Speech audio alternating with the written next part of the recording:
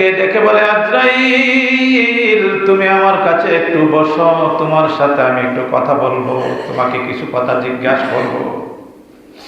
আজরাইল আলাইহিস সালাম আল্লাহর নবীর কাছে আসলে বসলেন, সালাম দিলেন, আসসালাতু আসসালামু আলাইকা ইয়া রাসূলুল্লাহ, আসসালাতু আসসালামু আলাইকা ইয়া হাবিবাল্লাহ।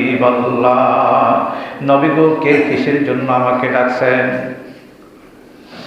নবী আমার ডাকে বলা, ও আজরাইল, তুমি তো মানুষের রূহ নাও, রূহ যে নাও কত কষ্ট হয় মানুষের, হুজুর অধিক কষ্ট হয়। তুমি কেমন করে মানুষের রূহগুলা নেও, মৃত্যুবরণ করো, একটু আমাদেরকে বলো, আমাকে বলো, আমি শুনতে চাই। ওই নবী, আমি মানুষের মরণটা দুই রকমের করি। জোরে বলো আল্লাহু আকবার। কয়েক রকম সুখের মরণ, আরেক রকম হইল দুঃখের মরণ। আবু জাহেল রে বলছে, দেখি দুইটা মৃত্যুর বর্ণনা আমার কাছে দাও, আমি একটু শুনতে চাই, আমি একটু জানতে চাই। হুজুর, যাদের আমল ভালো, যারা নামাজি, মুত্তাকি, পরহেজগার, যারা আল্লাহ নবী ও রাসূলের কথা শুনে মানে, সঠিক পথে চলে, হালাল খায়, সকল হারাম থেকে বেঁচে থাকে, সত্য কথা বলে, মিথ্যা ছেড়ে দেয়, লাহাজারি অত্যাচারী ছেড়ে দেয়, আল্লাহ তাকে নেককার বান্দা হিসেবে আল্লাহ তাকে কবুল করে। জোরে জোরে বলুন আল্লাহু আকবার। হুজুর, এই মানুষটা যখন মরণ হয় 40 দিন আগে আমাকে আল্লাহ ইঙ্গিত দেয়, এই লোকটা এমন দিনে মারা যাবে, কাটিয়ে গান্ধার লোকটা এমন দিনে মারা যাবে, এমন সময় মারা যাবে, এমন জায়গার মধ্যে তার মৃত্যু হবে। আমি যখন তার মরণের সময় হয়ে যাই, আমি জান্নাত থেকে একটা রেশমি কাপড়ের একটা চাদর নিয়ে হাজির হয়ে যাই। সুবহানাল্লাহ। জান্নাতের রেশমি কাপড়টা সুগরান, জান্নাতের সুগরান ভরপুর হয়ে যায়। এই সুগরানটা যদি দুনিয়াতে বাস্তব ছেড়ে দিতাম, তাহলে পৃথিবীটা সুগরানে ভরপুর হয়ে যেত, পৃথিবীর মধ্যে কোনো দুর্গন্ধ থাকতো না। জোরে জোরে বলুন আল্লাহু আকবার। এই জান্নাতের চাদরটা নিয়ে আমি ওই নেককার বান্দার কাছে আমি হাজির হয়ে যাই। হাজির হইয়া তার নাকের মধ্যে জান্নাতি কাপড়টা আমি ধইরা দেই। ধরে দেওয়ার সাথে সাথে নাক দিয়ে যখন টান দেওয়ার সাথে সাথে মানুষটার চোখে ঘুম আসে, ঘুম ভাব আসে। যখন ঘুম ভাব আসে, এত ঘুম তার চোখের মধ্যে আসে, আমি আজরাইল তার বুকের মধ্যে ধরে হালকা ভাবে তার রূহটা বাহির করে ফেলে, আর সেই ঘুমের রাগে সে মার কোলে ঘুমে চলে যায়। জোরে জোরে বলুন আল্লাহু আকবার।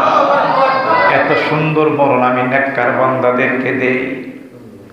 আল্লাহ যেন আমাদেরকে নেককার হিসাবে কবুল করে, সকল বলেন আমিন। আল্লাহ নবী ডাক দেওয়া, আজরাইল এমন ভাবে তাকে, হুজুর এমন ভাবে তাকে আমি মৃত্যুবরণ করি, মার কোলে যেমন শিশু ঘুমায় যায় এমন ভাবে আমি তার মরণটা করি। আর একটা মরণ হইল খুব দুঃখ কষ্টের, খুব যন্ত্রণা। কেমন করে যন্ত্রণা? হুজুর, যারা নাকি বদকার, যারা নাকি পাপী, যারা নাকি বেঈমান, নাফরমান, সমাজের মধ্যে ভালো নয়, নামাজ পড়ে না, রোজা রাখে না, হক কথা বলে না, সত্য কথা বলে না, শুধু জুলুম, নির্যাতন, নিপীড়নের মধ্যে নির্যাতিত থাকে, ওই বান্দার জন্য যখন মৃত্যুর সংবাদ আসে, আমি জাহান্নাম থেকে একটা দুর্গন্ধ যুক্ত একটা চট নিয়ে আমি তার কাছে হাজির হয়ে যাই। হাজির হয়ে যখন দুর্গন্ধ চটটা যখন তার সামনে আমি দিয়ে দেই, দেওয়ার পরে তার মরণটার জন্য এমন ছটফট শুরু করে, এই দুর্গন্ধ চটটা যদি আমি দুনিয়ার মধ্যে ফেলে দিতাম, তাহলে দুনিয়াটা জ্বলে পড়ে ছাই হয়ে যাইত। জোরে জোরে বলুন নাউযুবিল্লাহ।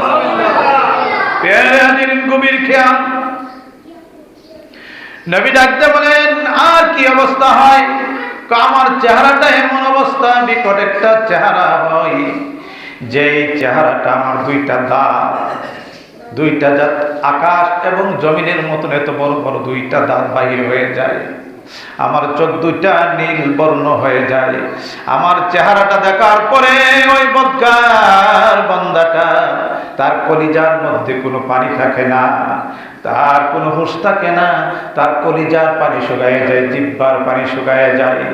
তার রূহটা আমি এত যন্ত্রণা বেদনা দিয়ে বাহির করি, আল্লাহর নবী গো, জীবিত একটা বকরির চামড়া যদি টান্না সেলাই করা হয় যতটুকু কষ্ট হয়, তার থেকে হাজার হাজার গুণ বৎকারের মরণ হয়। জোরে